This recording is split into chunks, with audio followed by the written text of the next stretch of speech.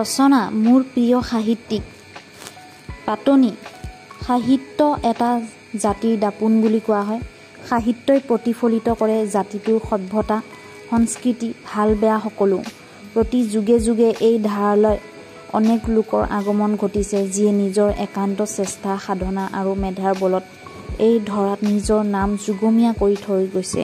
সাহিত্যৰ জগতখনো এনে লোকৰ অসংখ্যা তাকৰ নহয়। এনে বহুত সাহিত্যিক আছে যিয়ে নিজৰ প্ৰজ্ঞা আৰু মেধাৰ বলত ইতিহাসত নিজৰ নাম সোণালী আখৰেৰে লিপিবদ্ধ কৰিবলৈ সক্ষম হৈছে, যাৰ কলমৰ চুকে বহুজনক ধাৰাশায়ী কৰিবলৈ সক্ষম হৈছে। বাস্তৱ জীৱনৰ দুখ দুৰ্দশা, হতাশা, প্ৰত্যাহ্বানক খেলাৰঙে জয় কৰি যাৰ কলমে উপহাৰ দিছে শ্ৰেষ্ঠতম সাহিত্য, আৰু সেই সৃষ্টিয়ে মানৱ জাতিৰ অলপ হ'লেও উপকাৰ সাধিব পাৰিছে, তেওঁৱে শ্ৰেষ্ঠ সাহিত্যিক।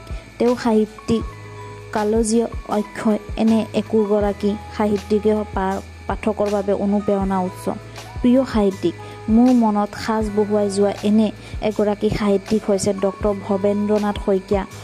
অসমীয়া সাহিত্যৰ জগতখন টনকিয়াল কৰাৰ ক্ষেত্ৰত তেখেত হৈছে অন্যতম পুৰোধা। ডক্টৰ শইকীয়াৰ সূক্ষ্মবোধ আৰু শইকীয়া লিখন শৈলীৰ লগতে তেখেতৰ মানৱতাবাদী জীৱন দৰ্শনে মোক গভীৰভাৱে আকৃষ্ট কৰে। তেখেতৰ যি বিশ্লেষণ আৰু বিচাৰ শৈলী, সেয়া আজি ইমান বছৰৰ পিছতো প্ৰাসংগিক আৰু বাস্তৱসন্মত।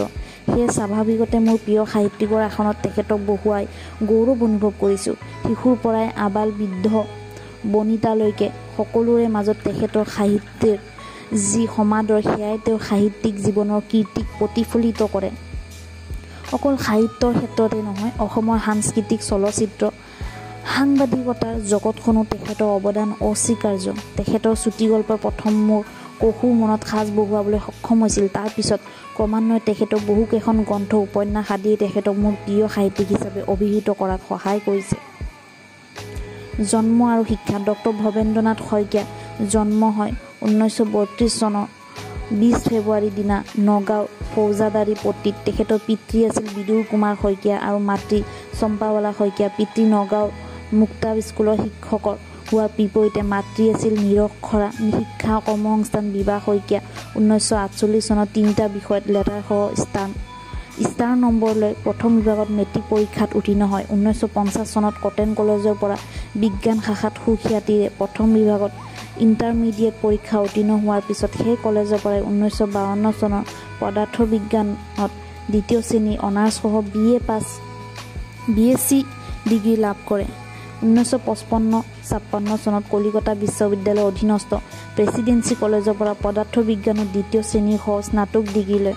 1961 চনত লণ্ডন বিশ্ববিদ্যালয়ৰ পৰা উল্লেখিত বিষয়ত গৱেষণা কৰি PhD আৰু একে বছৰতে লণ্ডনৰ Imperial College of Science and Technology diploma লাভ কৰে। শিক্ষা সমাপ্ত কৰি শইকীয়াই শিৱসাগৰ কলেজত প্ৰথম কৰ্মজীৱনৰ পাতনি মেলে পদাৰ্থ বিজ্ঞানৰ প্ৰবক্তা হিচাপে। পিছলৈ গুৱাহাটী বিশ্ববিদ্যালয়ৰ পদাৰ্থ বিজ্ঞান স্নাতকোত্তৰ বিভাগত ৰিডাৰ হিচাপে যোগদান কৰে। তদুপৰি তেখেত গুৱাহাটী বিশ্ববিদ্যালয়ৰ আঞ্চলিক ভাষাত পাঠ্যপুথি প্ৰণয়ন সম্বন্ধ ৰাখি সমিতিৰ সচিব আৰু গুৱাহাটী ৰেল সেৱা আয়োগৰ অধ্যক্ষ ৰূপে নিযুক্তি হৈছিল। 1965 চনত তেওঁ প্ৰীতি শইকীয়াৰ সৈতে বিবাহপাশত আবদ্ধ হয়। তেখেতৰ দুগৰাকী কন্যা সন্তানো আছে।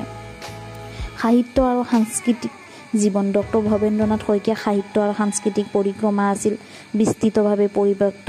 5ম শ্ৰেণীত পঢ়ি থাকোঁতে পদ্য ৰচনা আৰু 9ম শ্ৰেণীত পঢ়ি থকা অৱস্থাত পথ নিৰূপণ নামৰ গল্পৰ জৰিয়তে সাহিত্য জগতত প্ৰথম প্ৰৱেশ কৰা শইকীয়া পিছলৈ এগৰাকী প্ৰসিদ্ধ গল্পকাৰ হিচাপে আত্মপ্ৰতিষ্ঠা লাভ কৰে। ডক্টৰ শইকীয়াই 1947 চনৰ পৰা গল্পকাৰ হিচাপে প্ৰতিষ্ঠিত হোৱাৰ পৰা অৰ্ধ শতিকাৰ জুৰি গল্প ৰচনাৰে স্বকীয় ধাৰা এটি প্ৰৱৰ্তিত কৰে। তেওঁৰ গল্পসমূহত প্ৰত্যাহিক জীৱনৰ সৰু বৰ ঘটনাৰ সৰল বৰ্ণনা, চৰিত্ৰ নিখুঁত ৰূপায়ণ, পৰিৱেশ আৰু পৰিস্থিতিৰ যথাযথ উপস্থাপনৰ বাবে সকলো শ্ৰেণীৰ পাঠকৰ বাবে ই সুপাঠ্য হৈ পৰে। সেন্দুৰ, গব্বৰ, শৃংখল, এন্দুৰ, প্ৰহৰী আদি গল্পৰ ব্যঞ্জনাময় সমাপ্তি কোনে পাহৰিব পাৰে। ডক্টৰ শইকীয়াৰ প্ৰথম গল্প সংকলন প্ৰহৰীকে মুখ্য কৰি কেইবাখনো গল্প সংকলন ইতিমধ্যে প্ৰকাশ পাইছে। সেয়া হ'ল বৃন্দাবন, গহ্বৰ, সেন্দুৰ, শৃংখল। ডক্টৰ ভৱেন্দ্ৰনাথ শইকীয়াৰ শ্ৰেষ্ঠ গল্প হ'ল গল্প সংগ্ৰহ তৰংগ, আকাশ, এই পিয়ন্দৰৰ আবেলি, উপকণ্ঠ আৰু সাধ্য ভ্ৰমণ। ইয়াৰে শৃংখল নামৰ গল্প সংকলনৰ বাবে তেখেতক 1976 চনৰ সাহিত্য অকাডেমি বঁটা লাভ কৰে। 2-4টামান পদ্য আৰু চুটিগল্প ৰচনাৰ পিছতে তেখেতৰ মেট্ৰিক পৰীক্ষা দি আজৰি হৈ আতংকৰ শেষত নামত ডিটেক্টিভ উপন্যাসখনত লিখি উপন্যাসিক জীৱনৰ সুআৰম্ভণি কৰে আৰু 1952 চনত নগাঁও পুথিগড় হৈছে উপন্যাসখন প্ৰকাশিত কৰিবলৈ। তেওঁ সামাজিক উপন্যাস দুখন অন্তৰীপ আৰু ৰম্যভূমি এই কেইখন উপন্যাসৰ জৰিয়তে অসমীয়া উপন্যাস ইতিহাস ডক্টৰ ভৱেন্দ্ৰনাথ শইকীয়াই নিজা এডোখৰ ঠাই উলিয়াবলৈ ল'বলৈ সক্ষম হ'ল। অসমীয়া শিশু সাহিত্যলৈ তেখেতৰ অৱদান সাংঘাতিকভাৱে লেখত ল'বলগীয়া। অসমীয়া শিশু সাহিত্যৰ ভঁৰালটো চহকী কৰি থৈ যোৱাৰ ক্ষেত্ৰত তেখেত এগৰাকী অন্যতম সাহিত্যিক। শিশু আৰু কিশোৰীৰ উপযোগী তেখেতৰ ৰচনাৱলীসমূহ হৈছে মৰমৰ দেউতা, তোমালোকৰ ভাল হওক, শান্তশিষ্ট সুস্থ পুষ্ট, মহাদুষ্টৰ দুষ্ট বুদ্ধি আদি সঁফুৰা নামৰ শিশু আলোচনীখনৰ সম্পাদনা তেওঁৰ জীৱনৰ অন্যতম কীৰ্তিস্তম্ভ। অসমৰ ভ্ৰাম্যমাণ নাট্য জগতো তেখেতৰ আছিল মহীৰূপ স্বৰূপ। ভ্ৰাম্যমাণ থিয়েটাৰৰ বাবে তেওঁ 2001 চনলৈকে 26খন নাটক ৰচনা কৰিছিল। 1981-82 চনত ৰামধেনু নাটকৰ জৰিয়তে ভ্ৰাম্যমাণ থিয়েটাৰৰ মঞ্চত প্ৰৱেশ কৰা ডক্টৰ শইকীয়াৰ কেইখনমানো মঞ্চ সফল নাট হ'ল গৰ্বৰ দিন, বন্ধু বৃন্দাবন, সমুদ্ৰ মন্থৰ, ৰম্যভূমি, গধূলি, এজাক জোনাকী, জিলমিলাদি।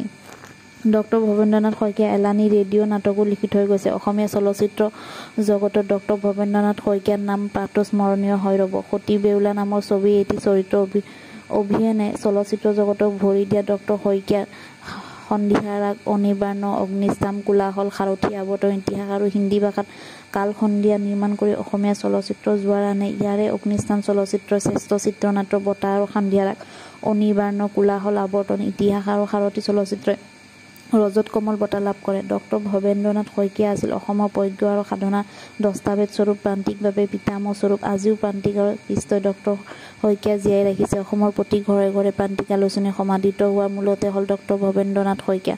1983 চনত জন্ম লাভ কৰা শিশু আলোচনীৰ সঁফুৰা সাফল্য মূলতে এইজন পুৰোধা জড়িত। নিৰ্ভুল আখৰৰ জোঁটনিৰ বাবে 2খন আলোচনী জনপ্ৰিয়। শইকীয়াদেৱৰ আত্মজীৱনী জীৱন বৃত্তত সন্নিৱিষ্ট তেওঁৰ জীৱনৰ দিগ আৰু বাণী। কৰ্ম ধৰ্ম এই বাণীক সৰুগত কৰি দুৰৈগ্য ব্যাধিক আওকাণ কৰি তেওঁ কেৱল নীৰৱ সাহিত্য সংস্কৃতিৰ সাধনা কৰি গ'ল। সমাজৰ নিপীড়িত অৱহেলিত শ্ৰেণীৰ বাবে গুৱাহাটী মহানগৰীৰ বেলতলাত স্থাপন কৰিলে আৰোহণ। আজিও আৰোহণে প্ৰতি মুহূৰ্তত তেখেতক সোঁৱৰাই আছে, আমাৰ মাজত অমৰ কৰি ৰাখিছে। লগতে তাত এটি শিশু ন্যাস বৰ্তমান সময়ত স্থাপন কৰা হৈছে, য'ত শিশুৰ বাবে প্ৰয়োজনীয় সকলো ধৰণৰ সা-সুবিধা উপলব্ধ।